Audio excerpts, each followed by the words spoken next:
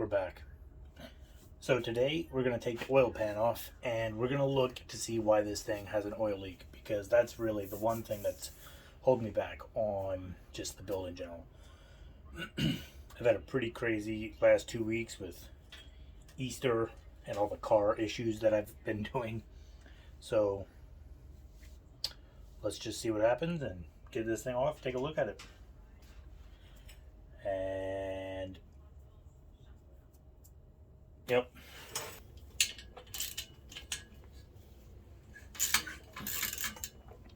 Let's get this exhaust off.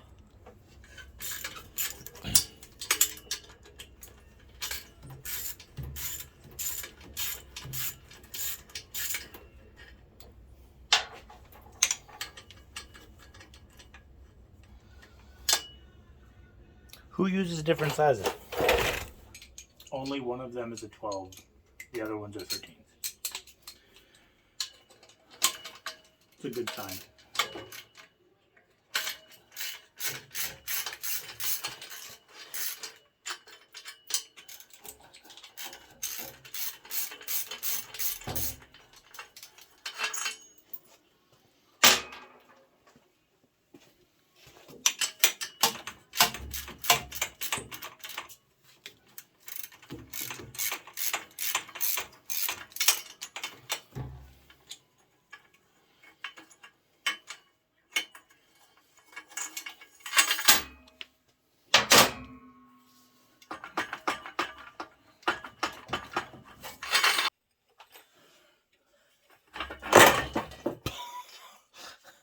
Got it.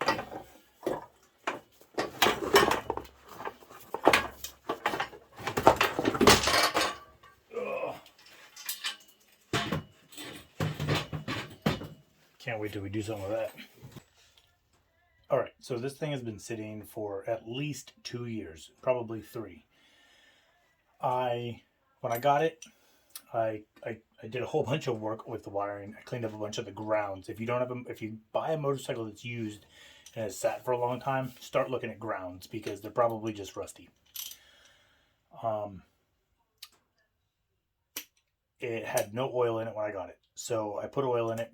I got it to run, and then I pulled the motor out because I was sure that something was cracked or broken, because they just kind of used it as, like a around the yard play toy, burnouts and stuff, which is what I would have done too.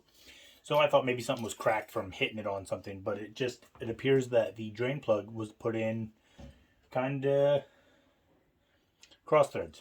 And normally cross threads are better than no threads, except for when it leaks oil. Then it's not good. So for the last 3 years, it's been dripping. And as you can see, even just with it being here on the lift, since I finished the Savage, it's still leaking oil. So that means there's still something in it.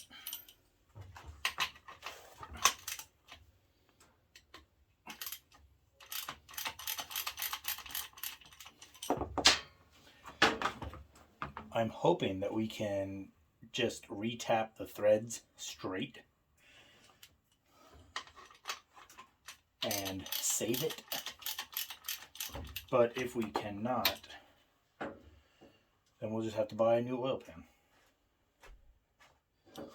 I also thought of welding in a new bung, but it's filled with oil inside, so it's just going to look terrible. It's going to burn terrible. And here we go. See how much is in there.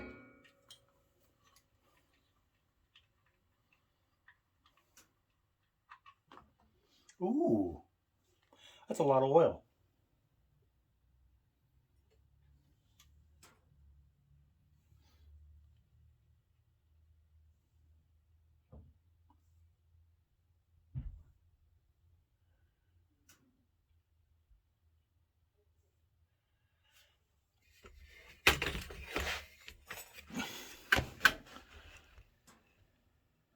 I did not think that there was that much oil still in there.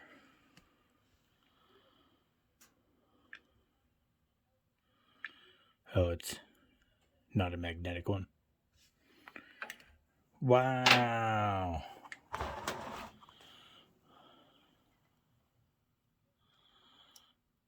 That's a lot of oil. It's still pretty clean. It smells like old gas. I mean, it shouldn't be very dirty. It ran for literally, I don't know, 15 minutes. I remember I had my middle son in like a baby papoose. When I finally got it to start up, I had little headphones on him. Hit the key, started it up. He's now 4. So that's the last time this thing ran. So we will let that oil drain out. We will get the pan off, and then we'll see where we have to go from there. Alright, so we are on the last bolt, and I figured I should probably include you guys on this in case anything funny happens. So I always like to lay out all the bolts right where they came down, so that way when everything falls and takes out all the bolts, doesn't matter where they go anyway. It does appear that all of these are the same exact size. So just in case one of them was longer, you want to know where it is. Otherwise, if you put the long one where a short one goes, you punch through the inside of the case and then you have oil everywhere.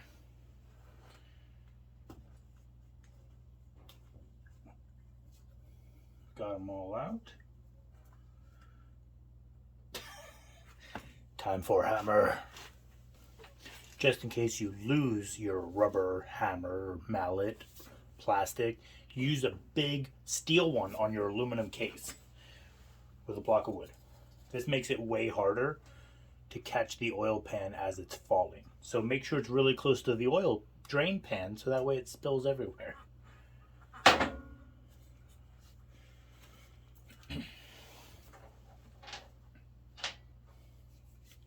Smart.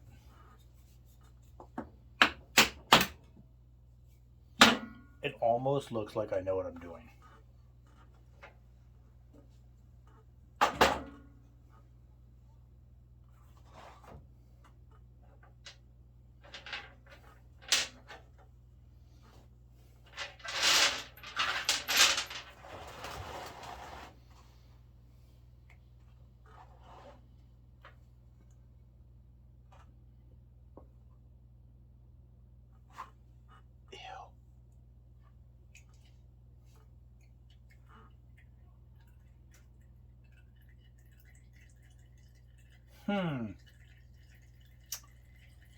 Very interesting. Alright, I'm gonna let this drain out. I'm gonna clean the pan up a little bit, not too much, and then we'll take it over to the toolbox and I'll show you what's inside. It's kind of interesting, I must say. Okay, so I'll try and do this as good as I can. So as you can see in here, this is kind of as it's drained. So the sludge on the bottom is pretty deep. Otherwise, I mean,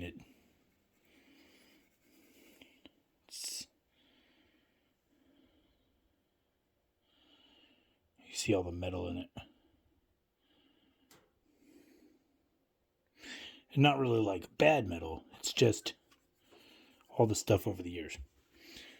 So the thing that's the problem is that if I take this drain plug out, somebody already had, whatever, I'll just turn it over and make a big mess. Somebody already had problems with this pan and put in a Healy coil. They made their own threads. So I've never dealt with one of these before, and I don't think that I want this bike to be the one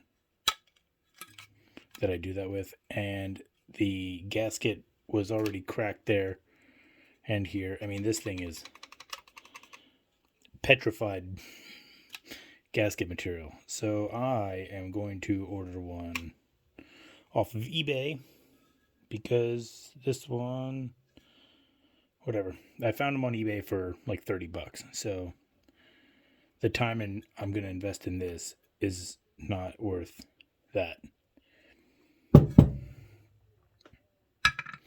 So we will look for a gasket. In the meantime, okay, so since now we have to worry about the oil pan and getting a new one in and a gasket, I do hope to get rid of this mono spring, and my super fancy hold down was all for testing purposes. This is all the wiring that is for basically everything. For the turn signals, this one goes to the neck. This one goes to the left rear turn signal. This is a ground. I mean, I have it all labeled from when I actually was taking it apart. I was so deeply invested in the wiring on this, which this was kind of like the biggest motorcycle wiring project that I had taken on at the time, and it made it way easier to work on the Savage. This here is a coil for a lawn tractor. I think it was like $20. I do still have all the factory glass fuses. We're going to get rid of that. Other than that, see, so here I have a kill switch. And then I have a key in here. So this is probably going to get rid of this. And I will go back to this key. These are all just things that I kind of did to eliminate all the problems. I was like, if I'm going to get this thing to run, I'm just going to get rid of all the wiring problems. I'm just going to isolate everything down to what I know works. New coil, new key, just run everything bare minimum, get it to run. And it did. So,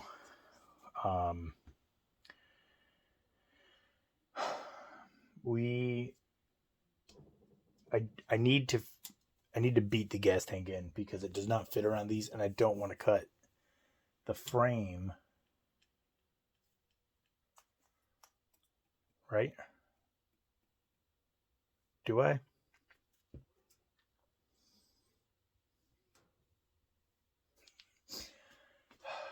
I don't want to. I don't want to cut the frame. Because if this thing has the life of off-road like I want it to, I don't want anything to happen to that. Not that it would. So I got to the inside of the tank right here. It hits. So I'm going to try to cradle the tank as best I can and then smash it in. And then we'll cross any repercussions of that decision after I make all the mistakes. But yeah, other than that, we have a lot of wiring to do. Tank is first. Once the tank is on, then we can get the seat to fit. Once the seat is on, then we can do the rear tail section. Kind of all has to go in that order, because if I don't, something won't line up right.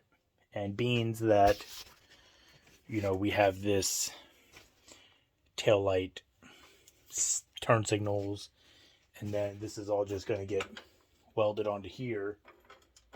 I don't know where it's going to go. I don't know if I have to cut this down, which I'd much rather cut the frame down and kind of recess this in a little bit. So they're all things that we have to figure out. What do you guys think? What should we do for a fender? I want to do a dirt bike fender that goes up here, but I don't know if the bike is like that level. So I was thinking maybe make some risers that from here just to lift the fender up a little bit. It's always an idea. I do need a new headlight. If anybody has a headlight from a Suzuki gs550 from 1983, let me know. I'm like covered in oil. So I think that's it.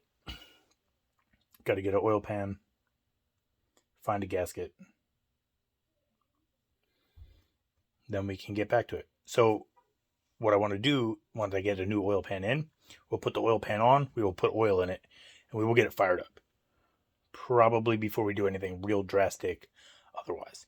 I might work on the gas tank, so maybe I'll get some videos of me destroying something brand new. That light above me. So I might work on the gas tank in the meantime. I do have to get a headlight. We do have to cut this terrible spring out. So there's a lot to do.